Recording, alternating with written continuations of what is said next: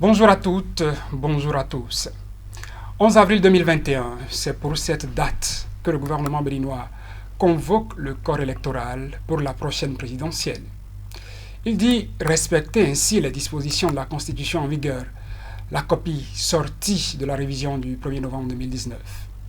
L'opposition depuis peu est vent debout contre ce calendrier électoral à plusieurs égards. Patrice Talon doit finir son mandat le 5 avril 2021, selon l'opposition.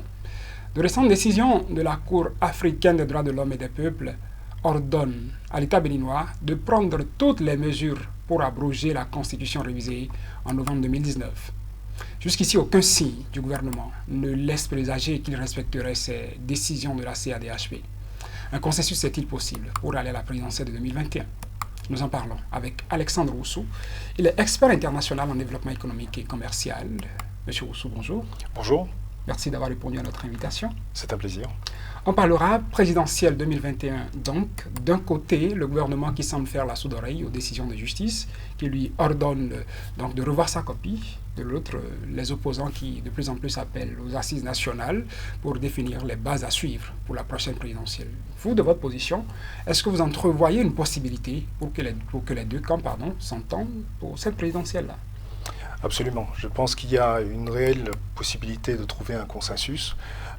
Et d'ailleurs, la décision de la Cour africaine des droits des hommes et des peuples ouvre la voie et montre le chemin au gouvernement pour s'engouffrer dans cette brèche qui a été ouverte et rétablir un consensus national. Vous savez, jusqu'à présent, le gouvernement et les partis de la mouvance ont été dans la dynamique de poursuivre la vie politique du Bénin et de préparer les élections à venir dans le cadre de la nouvelle constitution. La grande majorité de l'opposition est complètement contre. Je pense qu'on ne peut pas ignorer l'opinion de la majorité du peuple, d'accord? Et de ce point de vue-là, il faut absolument en tenir compte.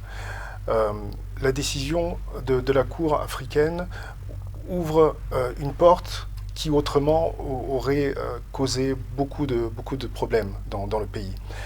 Si le gouvernement devait s'entêter à organiser les élections dans le format défini actuellement et le cadre juridique qui est défini actuellement, je pense que nous courions à la catastrophe, réellement. Cette catastrophe peut être empêchée et ouvrir même une porte de sortie, une grande porte de sortie au président actuel qui nous gouverne, en lui permettant de soumettre son mandat à un nouveau suffrage du peuple, mais dans un cadre inclusif. Et c'est uniquement cela que demande l'opposition. L'opposition ne dit pas que M. Talon n'a pas le droit de se présenter ou quiconque d'autre ne devrait pas se présenter. L'opposition dit que nous devons rétablir un cadre juridique permettant des élections inclusives. Vous savez, M. Oussou, que l'actuel président de la République du Bénin est un ardent défenseur de la réforme politique qu'il a portée de tous ses voeux, avec ce qu'on a constaté, des lois qui organisent les élections qui ont été quand même inspirées de lui. Croyez-vous qu'il va, en ce moment-là, remettre tout en cause pour qu'on ait de nouvelles dispositions pour régir la prochaine présidentielle? Est-ce que vous y croyez au-delà de l'idéal que vous recommandez? J'y crois fermement, et d'ailleurs non seulement j'y crois, mais à mon niveau, je mets tout en œuvre de manière à ce que toutes les dispositions soient prises, de manière à ce que tous les outils légaux soient mis en œuvre pour permettre un retour à une situation de vie politique harmonieuse dans laquelle l'ensemble des partis et l'ensemble des mouvements politiques puissent trouver leur place. Donc, aucun effort ne sera épargné, et ces efforts sont déjà en cours, pour faire en sorte que le gouvernement se ressaisisse et revienne à quelque chose de beaucoup plus consensuel et qui ne nous mène pas vers une catastrophe potentielle d'ici les élections, ou juste après. Est-ce que vous le dites parce que, bon, selon certaines, si vous parlez de rumeurs qui circulent, c'est qu'Alexandre Oussou sera un probable candidat pour la prochaine présidentielle? Écoutez, je ne le nie pas, mais aujourd'hui, ce n'est pas le sujet. Ce n'est pas le sujet pour plusieurs raisons. Tout d'abord parce que le climat politique n'est pas propice à une candidature d'une quelconque personne. J'ai sillonné le pays, j'ai discuté avec toutes les couches sociales, de toutes les couches de la société, et le constat est sans appel, le peuple souffre. Je l'ai déjà dit il y a quelques mois à l'occasion d'un passage à Cotonou, mais je le redis, le peuple souffre. Et il y a quelque chose qui m'embête profondément. Vous savez, le Bénin n'est pas une vulgaire barque ou pirogue qui navigue au gré des vents sur l'océan au risque de tomber sur un récif et de s'abîmer. Le peuple et le pays dans lequel nous vivons, c'est un vaisseau amiral. C'est un vaisseau amiral qui porte le peuple béninois avec toute sa culture. Et lorsque j'entends le capitaine de ce vaisseau dire que vous allez souffrir, mais vous ne pourrez rien faire, cela m'indispose.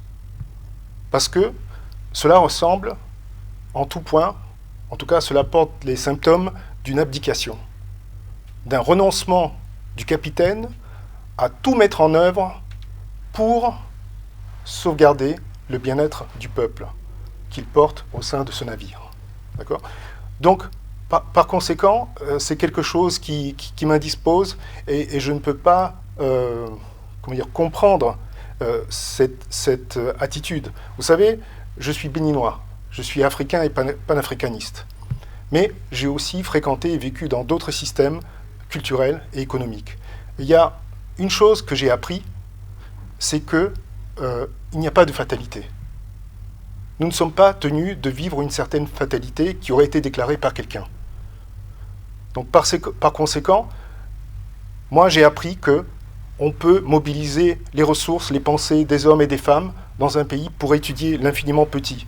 On peut se mobiliser également pour envoyer des hommes dans l'espace et faire des choses qui a priori semblent impossibles. Donc lorsque j'entends qu'on ne pourra rien faire, je ne peux pas l'accepter. En tout cas, cela ne correspond pas à mon mode de pensée.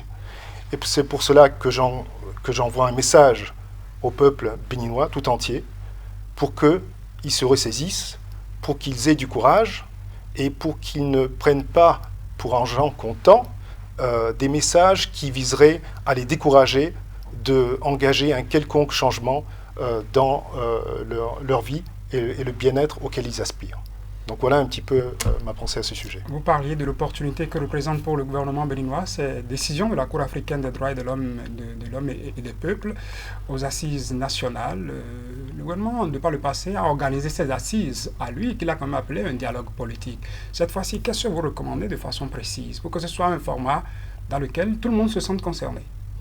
Eh bien, c'est très simple. Vous savez, aujourd'hui, nous sommes à moins de 6 mois de l'élection. Or, la Constitution n'autorise pas de révision du code électoral dans cet espace de temps. Les tests que nous avons signés, quand même ratifiés au niveau de la sous-région, nous interdisent d'engager les tests à moins de 6 mois. Exactement.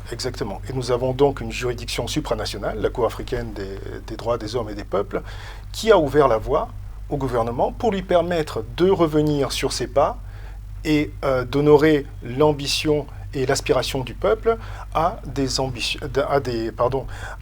élections inclusives. Donc c'est la voie que le président devrait suivre, et en tenant compte de cet avis, il pourrait très bien soit revenir directement à l'ancienne Constitution et poursuivre le processus électoral, mais cela en soi ne serait pas suffisant parce que faut-il aussi un climat apaisé permettant le retour de l'ensemble des opposants, donc qui aujourd'hui sont sous le coup d'inculpation, d'arrestation, etc., potentielles, et qui les empêchent aujourd'hui de rentrer. Donc tout cela, il faut en tenir compte. On ne peut pas organiser des élections inclusives, quand bien même elles seraient basées sur l'ancien code électoral et la Constitution de 1990. Il faut aussi permettre le retour de l'ensemble des acteurs de l'opposition, qu'ils soient au Bénin ou à l'étranger. Au cas où le gouvernement garderait sa position, comme ça a été fait pour les législatives de 2019, que pensez-vous, que diriez-vous? Je pense que ce n'est pas à moi de dire ce qui va se passer. Je pense que c'est le peuple qui aura le dernier mot. Le peuple est souverain. C'est le peuple qui a mis la Constitution et les outils qui en découlent, les outils juridiques, le gouvernement, l'exécutif, au service donc de ceux qui ont été élus, pour qu'ils s'en servent à bon escient, en faisant en sorte que le peuple dans son ensemble bénéficie des mesures, des lois qui sont votées par ce gouvernement. Donc on ne peut pas penser que le gouvernement, l'administration est quelque chose, un animal qui vit tout seul par lui-même, sans objectif réel. Si, il a un objectif, il a un but qui doit être celui de l'amélioration de la condition du peuple dans son ensemble et de lui permettre de s'épanouir. Si le gouvernement et l'exécutif entreprend ce qu'on appelle des réformes, entreprend des actions, vote des lois, qui au final n'apportent pas de bien-être au peuple, c'est qu'il y a un problème. Et par conséquent, il faut le corriger, ce problème. Je vais poser une question fermée pour finir. Alexandre Rousseau, je dirais pour 2021, tout dépend-il du gouvernement ou tout dépend-il du peuple? L'un ou l'autre, en quelques secondes. Je dirais que les deux sont acteurs, on ne peut pas exclure l'un ou l'autre. Les deux doivent jouer leur rôle en comprenant quels sont les enjeux véritables de ce que nous allons vivre au mois d'avril.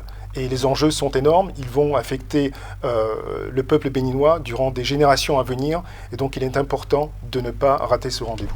Merci Alexandre Rousseau. Je rappelle, vous êtes expert international en développement économique et commercial. On vous a reçu vous parler de la présidentielle de 2021 qui s'annonce au Bénin dans un calendrier prévu par le gouvernement, mais qui est remise en cause, entre autres, par des décisions de justice. Merci d'avoir répondu à notre invitation encore, M. Rousseau. Merci à vous. Et mesdames, messieurs, c'est déjà tout pour cet entretien du jour. Merci pour votre attention. Le programme se poursuit sur CICA TV.